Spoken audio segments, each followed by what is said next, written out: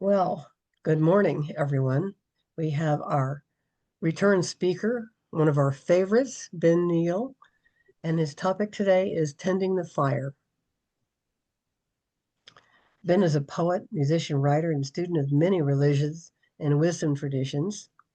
He lives in Kansas City with his partner, son, and 3 dogs, where he sometimes talks and gives meditations. He also belongs to the Mystic Poets Society, I happen to know. Ben, you want to go? Yeah, thank you for the introduction, Susan, and thank you for that lovely opening prayer, Doug. I could just sit and simmer in that and call it a day. It was beautiful. Um, I was recently on a float trip with my family down in southern Missouri on the Elk River. We got out of the city and away from work, away from our screens and our routines, and just spent a couple of days camping out on the banks of the river. And it was there, cooking our meals, making our coffee over the fire, talking around the fire late into the night, that the idea for this talk started to bubble up. I was in the Boy Scouts when I was a kid, and every year we would do a 10-day camp out at Bartle Scout Reservation every summer. And one thing that they do at Bartle is the tribe of Mickasay exists there. So all the boys and all the scouts get inducted into the tribe of Mickasay, and there's a series of ranks that you progress through, initiations, or um, from brave to warrior, and on down the line. One of these ranks, they call it a paint station, is fire builder. So once you get your warrior claws, you can get different colored paint added onto the tip. So the fire builder is like a role in the tribe, and when you gather for ceremonies, these are the designated people that will come early and build up the fire and prepare it and keep the fire burning during the ceremony. Um, and what's lovely about it is it's like a stage of initiation from being a young brave or a young warrior who's just observing the ceremony. You're just sitting out here in the outer circle and watching what happens. The fire builder is really the first step that takes you out of the outer circle and brings you in as a participant.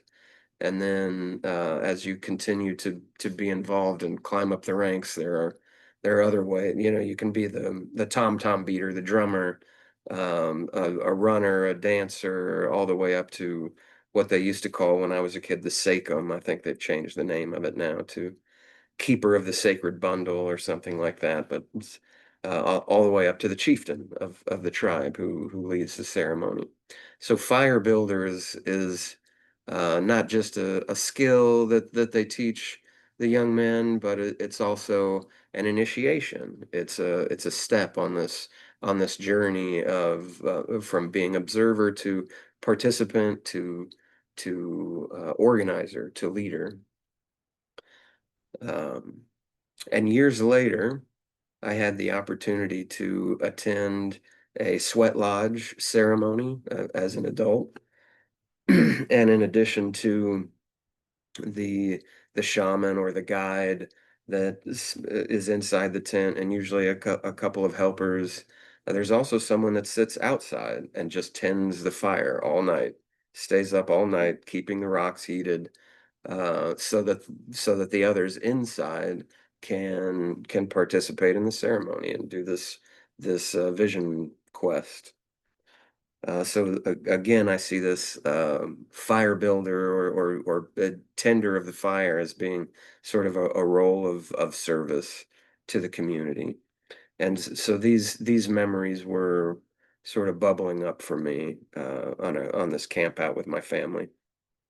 My son Matthew was never in the Boy Scouts or in the tribe of Mickasay, but I did teach him everything I know about building fires. And so nowadays, when we go on campouts, or even if we're just having a bonfire in the backyard, it's more common for me to sit back and let Matthew build the fire and tend to the fire and feed it and blow on the embers and keep it going. And so it's beautiful to see that. Again, it's one way that he contributes to the gathering, sort of a step towards maturity, really, from being a child that has everything done for you to being a helper and a giver and being of service to the gathering as a whole. So that's beautiful to see, and that's where this metaphor comes from for me, as tending the fire, as being of service to others, being of service to community, and that's what I'm going to start off with talking about today. Because I don't have to tell you all that these are in many ways sort of dark and difficult times for our country, for our world. I don't want to go on and on rehashing all the scandals and the problems and all of that. You know. But what I do want to emphasize is our our power and responsibility, individually and collectively. So the focus on our world, our country, our society, our community is as we have made it, not not anyone else in Washington, D.C., or in Jeff City, or in City Hall. Uh, it is as we have made it, working people, people of faith. Uh, Everything is built from the ground up. Past generations, our ancestors came together to accomplish great things, to resist tyranny and oppression, to claim our basic rights, civil rights, economic, environmental protections, all of these things. This was accomplished by us, by our fathers and grandfathers, our mothers and grandmothers. Um, and if we are watching these rights and protections being stripped away, if we're watching the world change in ways that seem uh, cruel, unjust, it seems to me it is only because we are no longer organized. We are no longer collectively building the world the way that we want it to be built. That we have, from generation to generation to generation, allowed ourselves to become comfortable, complacent, distracted, disengaged with the political process, with political power, alienated from each other. Um, it's easy to forget just how immense the scale of history is, and how some of the most terrible and horrific things in human history have happened within the last 100 years, and that is just a blip, just a blink of an eye in the timeline of the human species. It's like only yesterday. And it seems to me that now the danger of repeating some of these follies is very real. But also, we are closer than we often realize to some of humankind's greatest accomplishments. Once again, harken back to the labor movement, the civil rights movement, the women's suffrage movement, LGBTQ equality. All of these things were won by mass movements of regular people coming together and organizing for the common good, for the greater good. So I feel the weight of that responsibility intensely right now. It does feel to me like our country especially is sort of balanced on the edge of a knife. And on one side, there is the potential plunge into fascism and authoritarianism and oligarchy. But on the other hand, I see, sense, feel the real possibility of a revival of the revolutionary spirit, a revival of community and solidarity and liberty and equality and justice. And the difference between those two is us. It comes down to us and how we live and how we show up from day to day, what we choose to do and build and model and teach. What kind of world do we want to make? And how are we going to tend that collective fire and be of service to our communities and make the kind of world that and the kind of communities that we want to live in? And that can look a lot of different ways. um, a community garden, Susan's huckleberries and her rhubarb raspberry jam is a wonderful a wonderful, tangible, tasty example of something that you can do to be of service to your neighbors and friends. It can, look like volunteering at an animal shelter or fostering pets or walking dogs, babysitting for family members and neighbors, helping with that need for childcare. Any sort of creative and artistic pursuit, especially when it's done collectively, could be organizing any sort of community service or group or organization. The spiritual community is a wonderful example. Um, so hats off to all of you for tending the fire of this community, the Center for Universal Oneness. What that has looked like for me lately in specifically pursuing political questions and political solutions, it has looked like a lot of organizing with different community groups like Casey Tenants or AIR, the immigrants' rights group that I've mentioned before. A lot of protesting and demonstrating or tabling or canvassing and door knocking, petitioning, doing educational events or fundraisers, and a lot of meetings, planning and organizing all of the above. But there's something else that this tending the communal fire has looked like for me lately, and that is burnout.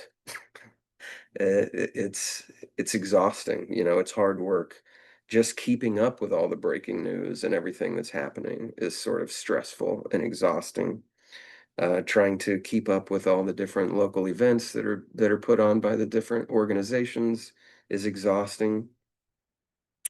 And I have find myself, on the edge of burnout and exhaustion pretty frequently lately.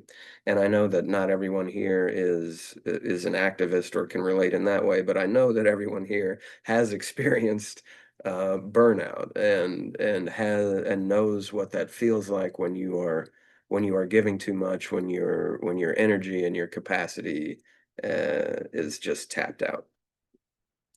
So I want to also talk about what it means to tend the fire within, to tend our own inner fire, to look after our own well-being, um, physically, mentally, emotionally, spiritually, uh, so that we can continue to give to our communities and to the causes that we care about, so that we can be in it for the long haul, so that we can live and give sustainably, knowing that you know this spiritual community takes continuous effort, organization, planning, work, any cause, anything worth doing, and especially if we're addressing the larger issues of our society. Those are, climate change, etc. Those are not issues that are going to be solved overnight.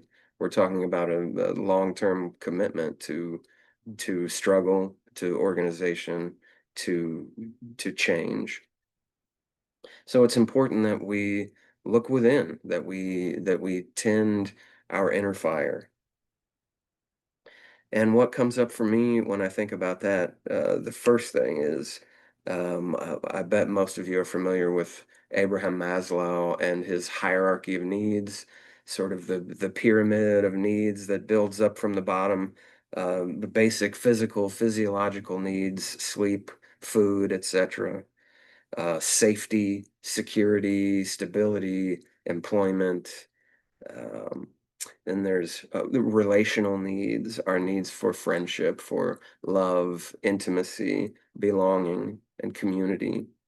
And above that, even there's needs for esteem, respect, recognition, self-esteem, freedom. And then the tip of the pyramid is what he calls self-actualization, which is at least the way I read it and understand it is very broad, but it's sort of answering our higher calling, being all that we can be, giving, teaching, leading, serving, building, creating, sort of blossoming into our fullness of our individual expression. But you don't get here without the base of the pyramid intact. So we have to start sometimes with just a basic assessment of of which of our needs are being met and which aren't. Sometimes it's fairly obvious, I think, when you're in crisis, if you're unsure of where your next meal is coming from or how you're going to pay your rent, then you have to start there. Um, we have to be reasonable with our expectations of ourselves and others.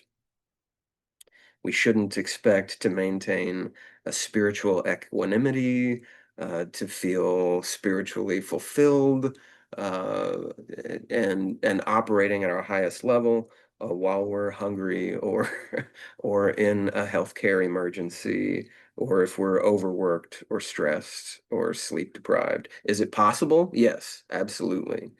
Is it a reasonable expectation to have of ourselves and other people all the time? I don't think so. I think we I think we have to give ourselves and each other a little bit of grace in that regard. And so when I notice myself stumbling and struggling, which is often, I start with the basics. Am I eating right? Am I getting enough sleep?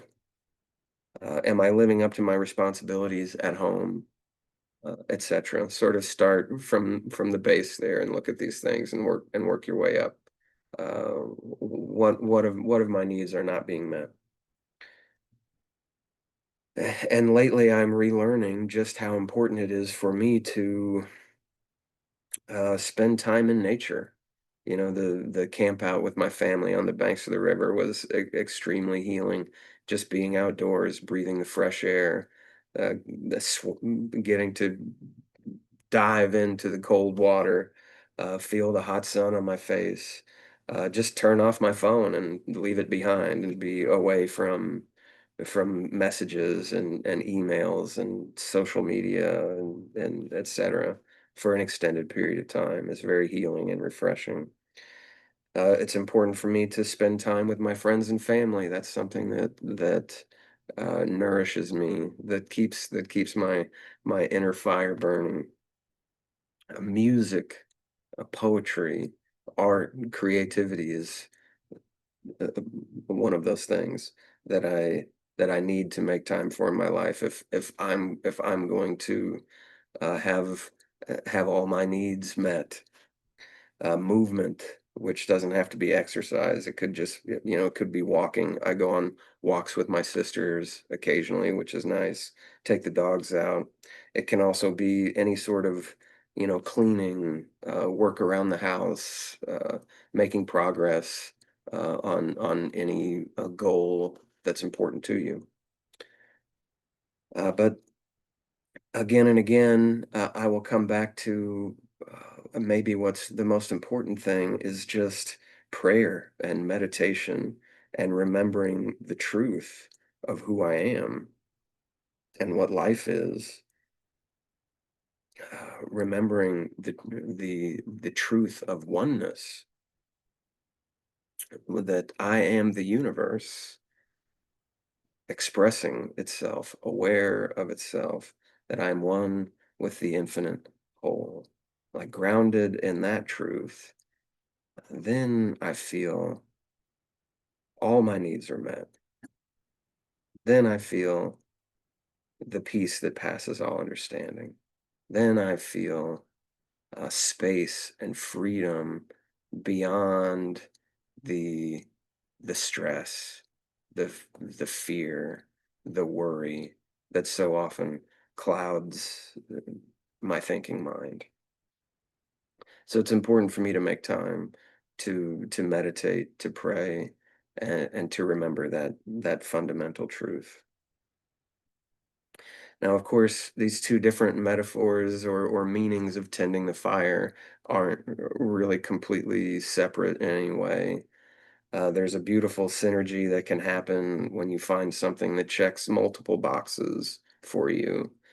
Um, when what feeds your soul and your own well-being can also be an offering to the world and a gift to others. Um, Susan mentioned the Mystic Poets Society, which it has been my great pleasure to be a part of that group for 10 plus years now.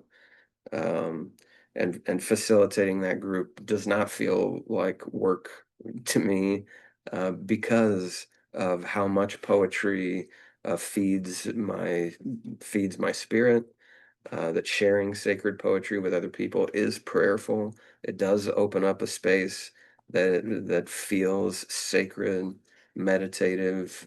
It feels like communion, feels like church.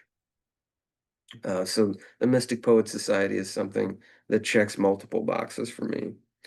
I used to lead a meditation group at Unity of Independence years ago. It was another great example. It was great for me, for my meditation practice, for keeping me grounded in the truth of who and what I am, and it was also, a wonderful offering to that spiritual community and the people that wanted to deepen their practice.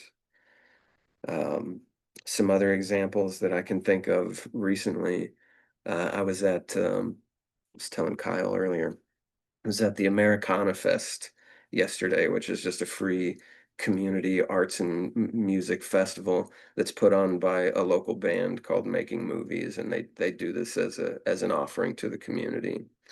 Um, there's a local artist who um, created prints of an original painting and put them on t-shirts and had all these t-shirts printed up and then donated them to an organization to sell for profit. So, using his art and his creativity to be of benefit to an organization and a cause that he cared deeply about.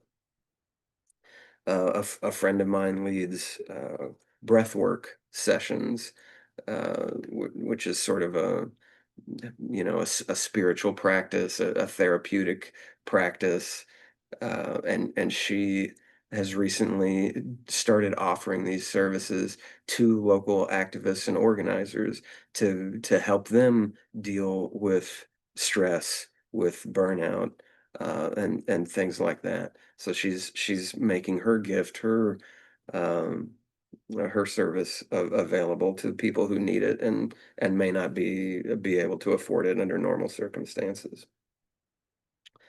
And for those of us who feel the calling of spirit, as I know we all do, who have seen beyond the veil and tasted, glimpsed that mystery of oneness of who and what we really are, and our interconnectedness, our interdependence, I feel like uh, that is not only the ultimate nourishment of our own soul, but is often a great driver and motivator of our work in the world, or it can be.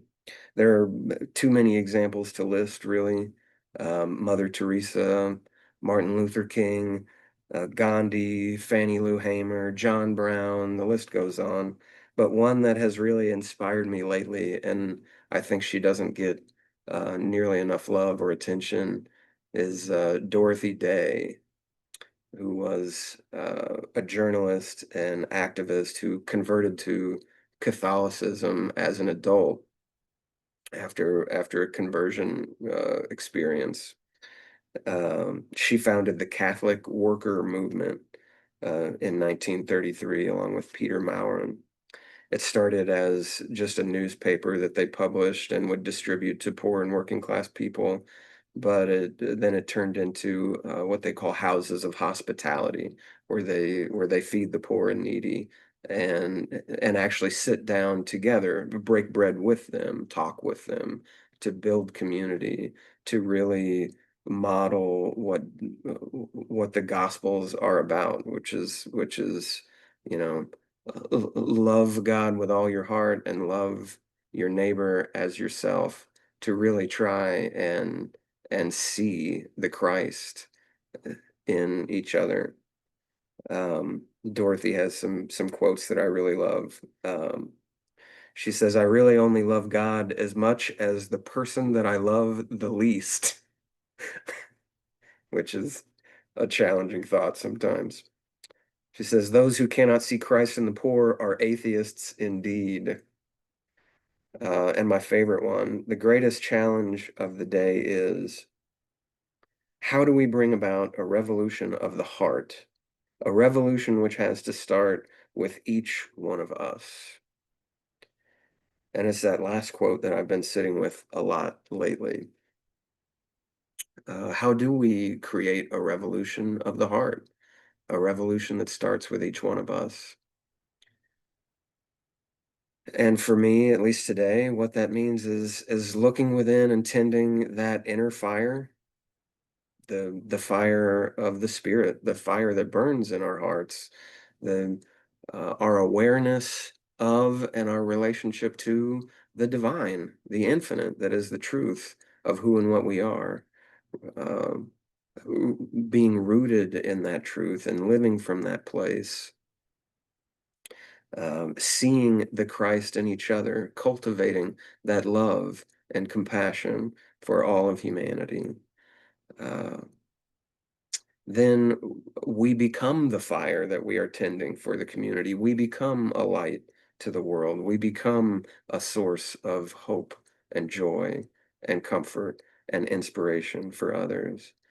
And I do believe that we also hear and feel and find our highest calling and the path of giving and service and building the kind of community and world that we want to live in, when we can stay rooted in that place. Tending the inner fire, tending the outer fire can become one and the same work. At least that's my hope. That's my mission. And on that note, I would love to invite you all into meditation with me. If you feel comfortable, close your eyes, cross your legs, whatever your preferred pose is. But just take a deep breath now and release it.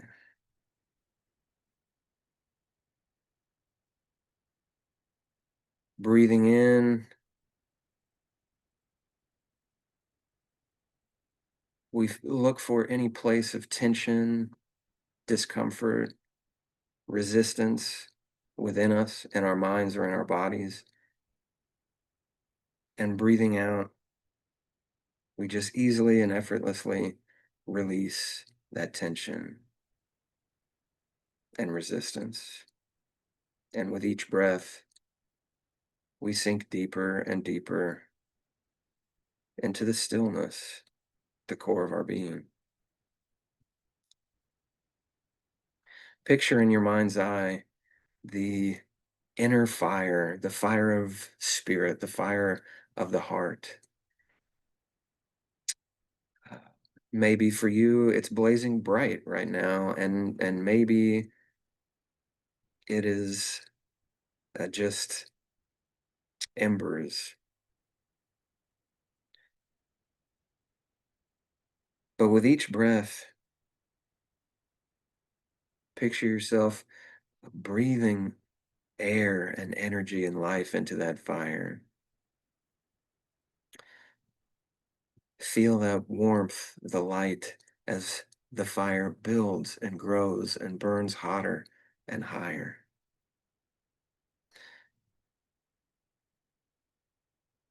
We are divine and spiritual beings. We are never separate from the one, the infinite, the divine. That light, that warmth, that love, that energy of life, of creativity, it is always here, present within us.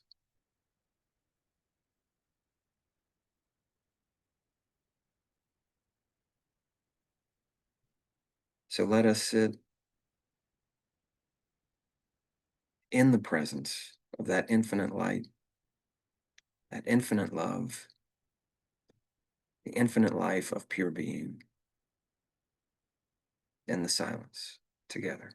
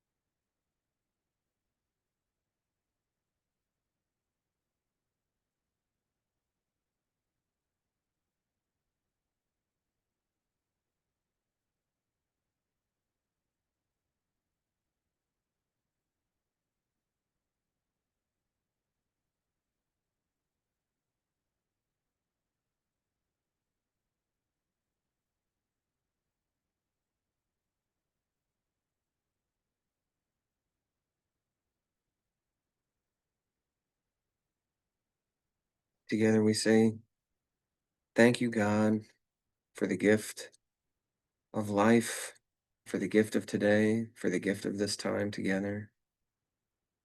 As we open our eyes and come back to this room, to this space, to this meeting, we see that divine light in one another, and we are grateful. Amen.